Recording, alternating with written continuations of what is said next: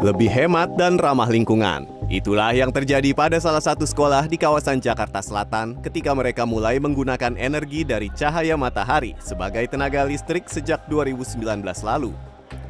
Sebanyak 26 panel surya dengan daya 10.000 watt ini diperuntukkan untuk memasok listrik yang ada di salah satu gedung di sekolah tersebut. Selain itu, penggunaan energi terbarukan di sekolah ini juga diperuntukkan sebagai sarana pembelajaran bagi para siswa. Ini sangat menghemat karena pengeluaran dari KWH-nya akan menurun karena di backup oleh PLTS. Itu berkisar antara 2 sampai 3 juta per bulannya. Tergantung memang gedung ini adalah gedung untuk siang hari saja, sehingga ini sangat membantu sekali. Bagaimana membuat anak-anak menjadi peduli dengan energi terbarukan.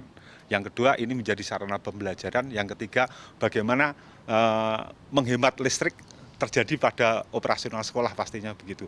Sehingga dana yang diharapkan oleh para inisiator ini, dana hasil dari penghematan itu akan digunakan untuk kegiatan-kegiatan sosial atau kegiatan yang pembinaan. Energi terbarukan memang masih belum banyak digunakan oleh orang Indonesia. Energi terbarukan sendiri ialah sumber energi yang berasal dari alam dan dapat diperbarui terus-menerus tanpa batas. Potensi alam dapat dimanfaatkan untuk dijadikan energi terbarukan. Di antaranya tenaga air, panas bumi, biomasa, cahaya matahari, dan tenaga angin. Penggunaan energi terbarukan ini juga turut membantu menurunkan emisi. Kelebihannya tentu yaitu tadi kita lebih berkelanjutan, ya, tidak menciptakan emisi. Yang mana emisi itu tadi akan mengakibatkan perubahan iklim atau pemanasan global yang banyak konsekuensi negatifnya buat kehidupan manusia di bumi dan juga makhluk yang lain. Kemudian kedua itu tadi bisa diarahkan untuk memberdayakan masyarakat lokal.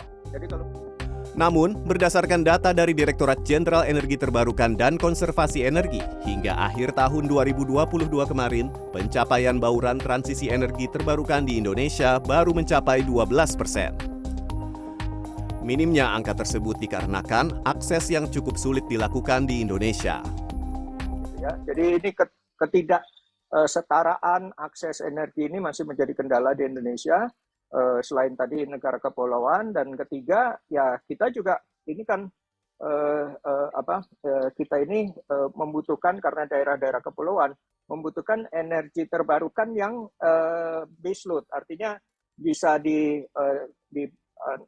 di-create atau diciptakan energinya setiap saat, jadi pagi, siang, sore, malam gitu ya. Berbagai perusahaan yang berada di bawah naungan Kamar Dagang Indonesia dan Asosiasi Pemasok Energi dan Batubara Indonesia sudah siap melakukan diversifikasi ke energi terbarukan.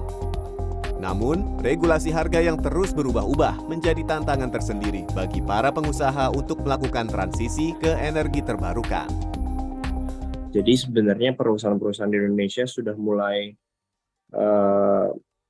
membuat roadmap lah untuk diversifikasi ke energi terbarukan, terutama perusahaan-perusahaan yang bergerak di energi primer fossil fuel, terutama batu bara.